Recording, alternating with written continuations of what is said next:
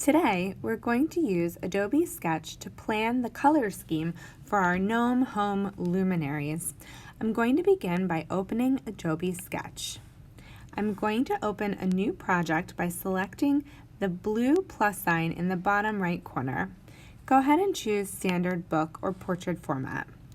Now I'm going to bring in an image of my finished luminary by clicking the plus sign on the right-hand side above my layers. I'm going to select Image Layer on my iPad, and I'm going to scroll until I find a photo of my luminary that I like. So this is a great clear photo, nice and in focus. I'm going to make it as large as I can and go ahead and select Done. Now, before I can begin using my paintbrush, I'm going to grab the sketch layer and I'm going to click and drag it above the image layer. I'm going to go ahead and click on the sketch layer again, and I'm going to change the blending mode, which is right under opacity, to multiply. This is going to help our watercolor look like it is on top of the clay, allowing the clay surface and texture to shine through, so giving us a kind of transparency effect. Now, on the left-hand side, I need to decide what brush I want to use.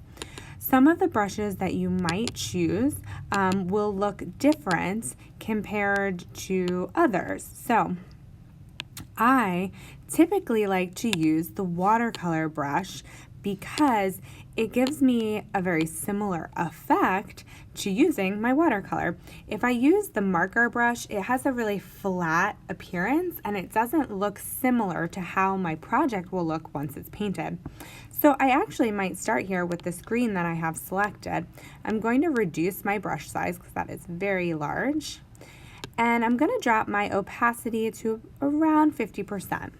I'm going to go ahead and zoom in, and I'm going to begin to paint my green grass down here. Now, it is a little bit light, so I might just simply increase the flow of my brush to get more coverage. I can also increase the size of my brush. Depending on what area you're painting, you'll adjust your brush. You'll also notice that if you look closely while you paint with the watercolor brush, it actually kind of spreads a little bit. So you might paint close to the edge, and if your flow is really high, it might actually bleed a little bit off of your picture. So watch it. It kind of moves like real watercolor. It's very cool. So I'm going to go ahead and paint this in. I might go ahead and come back to revisiting the grass by adding some details in a darker green as well. I also will paint each item. So I might think about making my house, kind of this tree bark area, look like tree bark by using a variety of browns. So for example, I might choose a lighter brown to start with, and then I might go in later and choose a darker brown to layer on top. So if I were to show you, I'm going to do a small area here and kind of make this all a beige brown as almost a base coat, right? And now I might go to the color and I might use the picker to slide this down, so to keep it kind of in the same color but shifting the value of it so that I'm getting a little bit darker. So I might go ahead and add some darker details.